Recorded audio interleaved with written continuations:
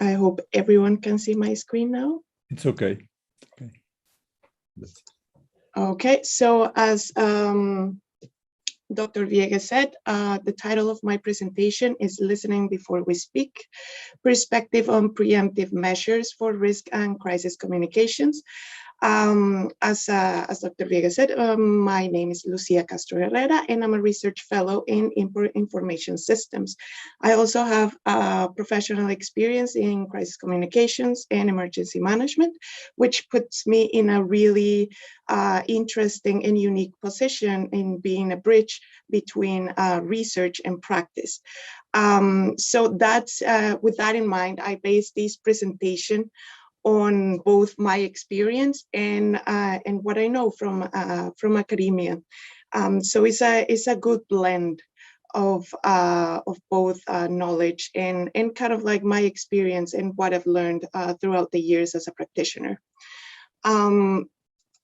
So let me start by saying that we talk about oftentimes about risk and crisis as if they were one concept, when in reality they are two.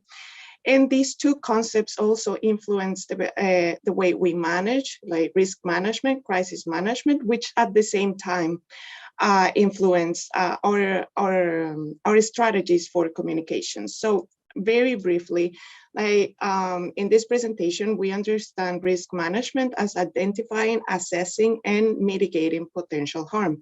This means that we already know the potential of harm or the potential threats, and we do something to manage it. And then on the other hand, crisis management, we refer to it as responding, managing, recovering from an unforeseen event. So that basically is we manage the unknown, or we prepare to manage the unknown. So then in very simple terms, risk communications would be dealing with what we know might go wrong, and crisis communications will be dealing with what effectively goes wrong, like when and then to put this other concept like disaster communications, it's like, as one of my former colleagues used to say it, disaster is when things start to blow up, basically. So then a little bit illustrated and following the concepts presented by Ian Stewart.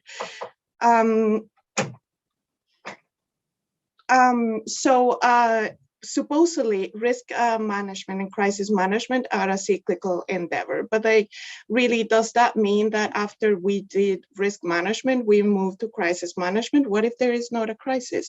Risk management and crisis management themselves can also be cyclical.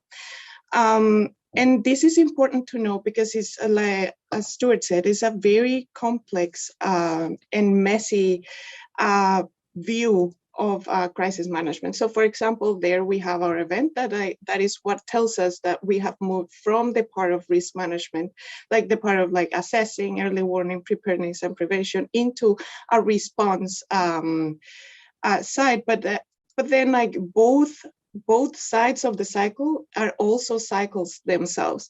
So that's really important to have in mind when we are preparing our crisis communication strategies. But then none of this makes any meaning if we don't know our audience and if we don't know the context in which we are operating.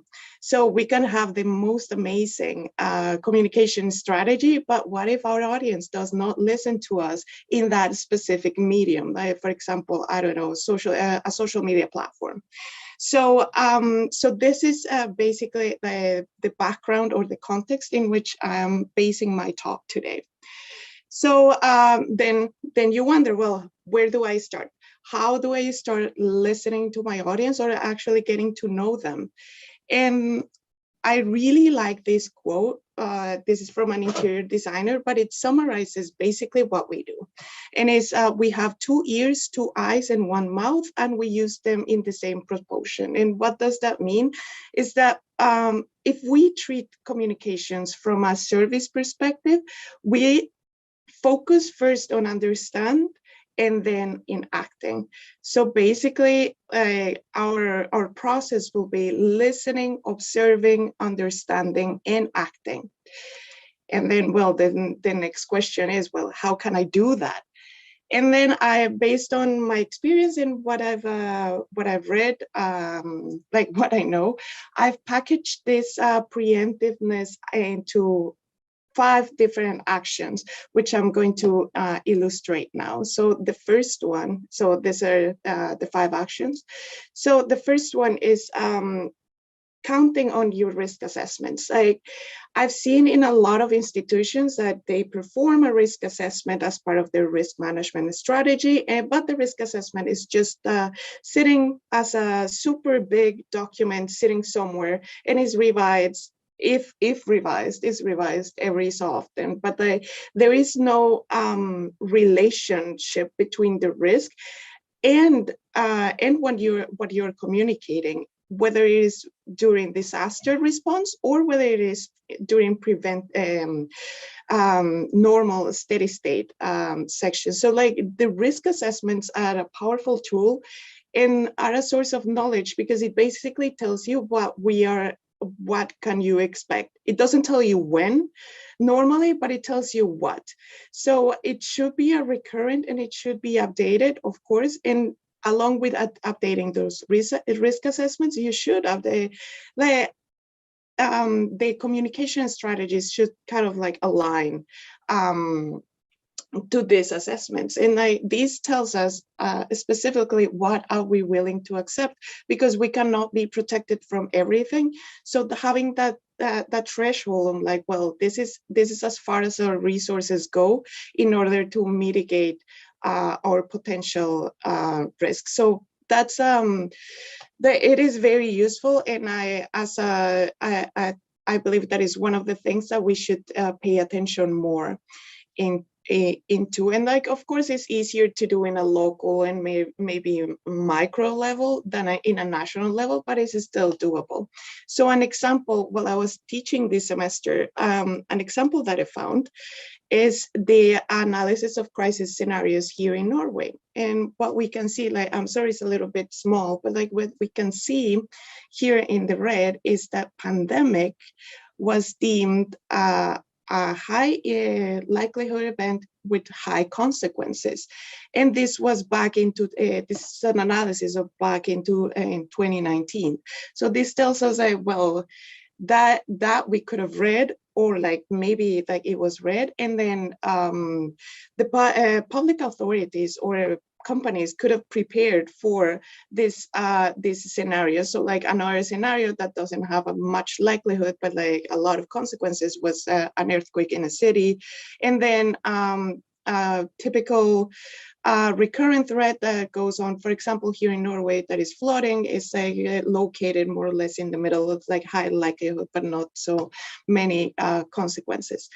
So then if we move into like their analysis of the overall impact scenario, we see that pandemic was the highest one with the highest combination of overall impacts. So that itself tells us a starting point of or how to craft our messaging and our communication strategy. So then we move a little bit in here. I expand a little bit more in the part of knowing your audience from our previous presenter, and this is listening. So we can't do any communication if we don't listen first, and this is a rule of like one-on-one communications all the way into more strategized corporate communications. So here I have, of course, social media listening is my topic of my dissertation. So like, of course, I'm a little bit biased towards it, but it's like social media is a great source of information when used correctly, because like if only a social media profile is set, that is not listening, that is just a dump of information, another source to dump information. So like social media listening is kind of like going into looking into where your audiences in what they are thinking about. And it is not an easy task. It requires some resources and some knowledge specific to that task. But then social media is not the only source that we have for understanding our audience. Community outreach is another source, and it's based on a more trusting and or of a more strategy to build trust and being more personable into different pockets of the community that we serve as. And of course, like the good old town halls or workshops with people where like anyone interested can come and see what we are doing or get to know us as an organization or as a public service organization. Then we move over to universality, and this strategy or this part is basically meeting people where they are and not the other way around. So like following that listening side is kind of like looking at where people are. For example, in social media, if we have a profile on Facebook and we think that that's enough, but then like, what if our audience or like half of our audience is not on Facebook, is in other platforms such as Snapchat or TikTok? And like, let's remember that our audience keeps moving depending on their preferences. So we're just like talking to a black box if we don't keep those following those trends. And with universality comes accounting for diversity and vulnerable populations, because for example, when we see that on Facebook, people are talking in general about, especially say like in a disaster area, they need water. But who needs water? What are the populations that need water? Is a general sentiment, or is it a targeted community? And how can we make sure that we take care of the other communities surrounding there? There is a popular example here that is in a given disaster response.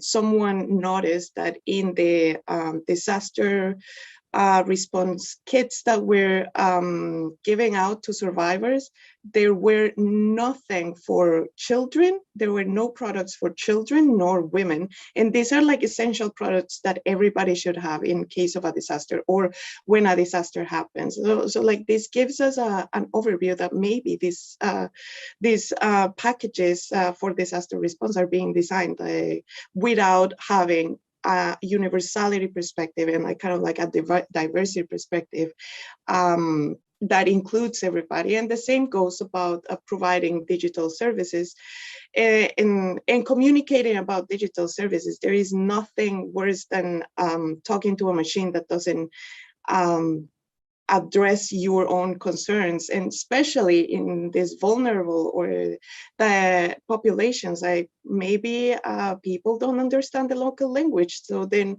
how do you reach them and how do you access them if they cannot use your digital tools that are created in another language? This is also true, for example, for elderly population that are not so acquainted or like so adaptable into new digital services.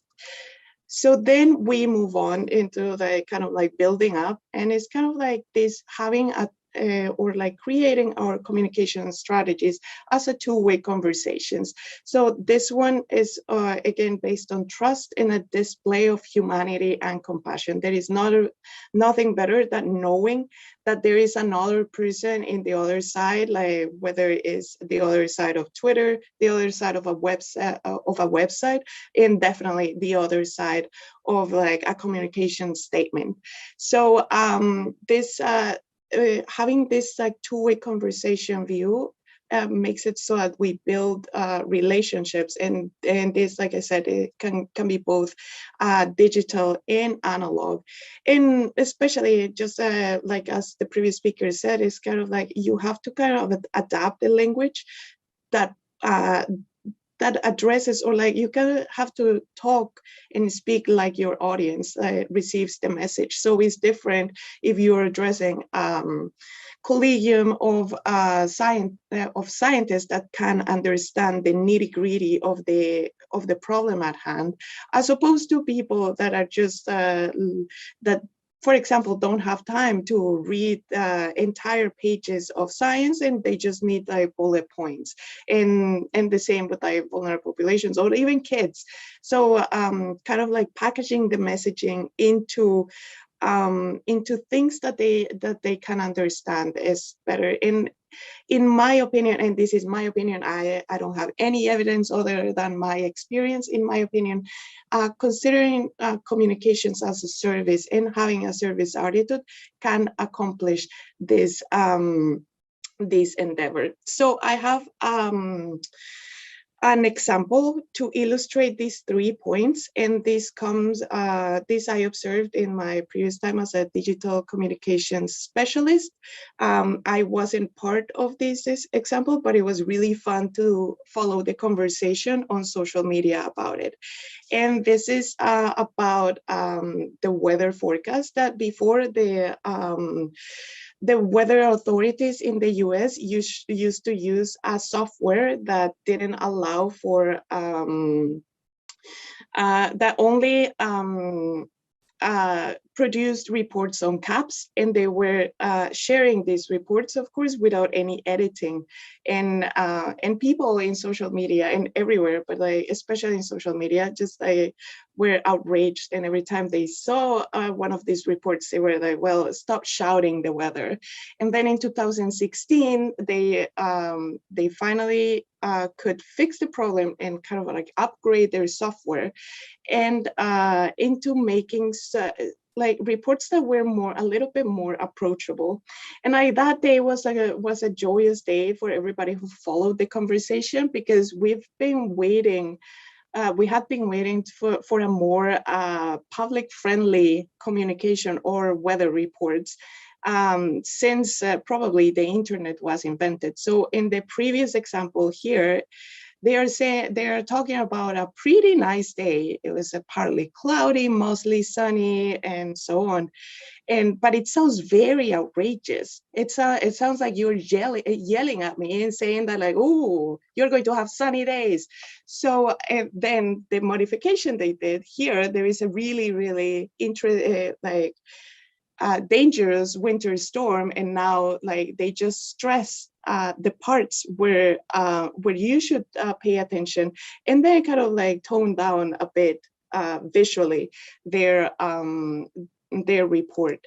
And on that day, so the Twitter conversation was really interesting. And then one user said like, well, sometimes I need to be yelled at to get for you to get my attention. And then they replied, well, we'll yell when it's really important. And that's another example, like kind of like being where your audience is and speaking their language, and kind of like not kind of like having a one-to-one conversation. And I think I could have come with another example that is kind of like more tragic, but I think this one is a little bit funnier. And then again, in my experience,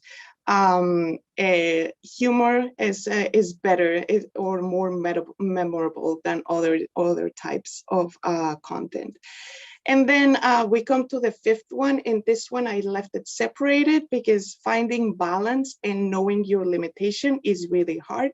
And it is and there is not a formula for this.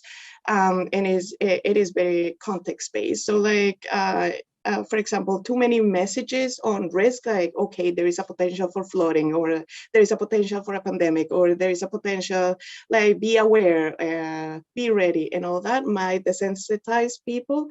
But then too little messages that people might perceive that you're not present.